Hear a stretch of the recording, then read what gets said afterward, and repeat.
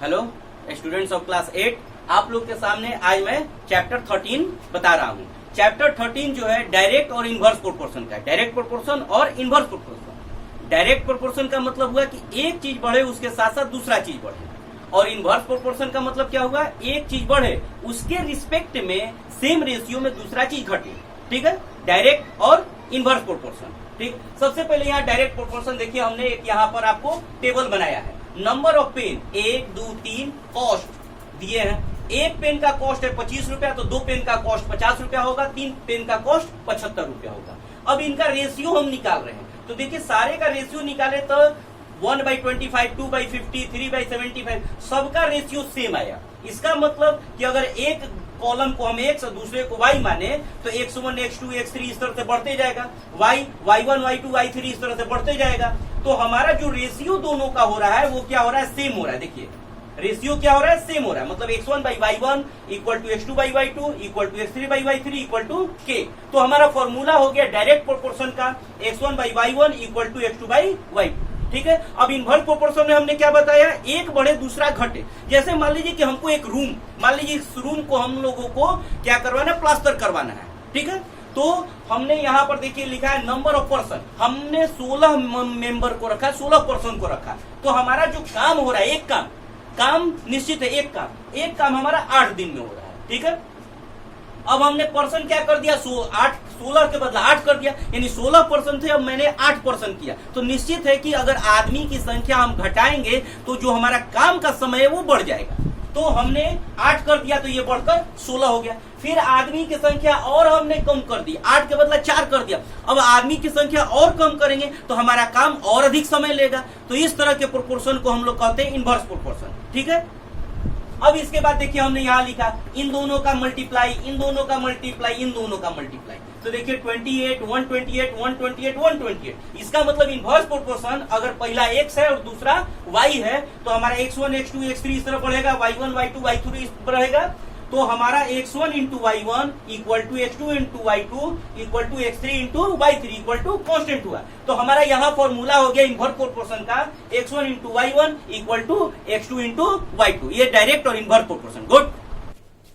अब आगे हम लोग देख रहे हैं एक्सरसाइज 13.1 में ही क्वेश्चन नंबर 5। ठीक है, क्वेश्चन नंबर 5, इसमें हम लोगों को क्वेश्चन 5 हो, 6 हो या जो भी क्वेश्चन हो, थोड़ा सा टफ क्वेश्चन है उसको हमने लिया है।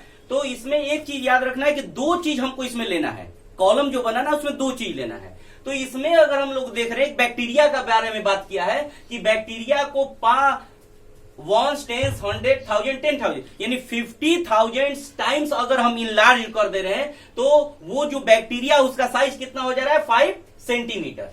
तो दूसरा चीज पूछ रहा है कि अगर 20,000 अगर हम लोग उसको इलाज कर दे रहे हैं तो निकालना है। और तीसरा उसमें पहला जो कि पूछ रहा है कि एक्चुअल लेंथ पूछ रहा है। तो एक्चुअल लेंथ का मतलब क्या होगा कि 1 टाइम्स उसको बढ़ाएंगे। ठीक है, तो एक्चुअल लेंथ मतलब कि 1 टाइम्स, तो उसका साइज क्या होगा, एक्चुअल साइज क्या होगा।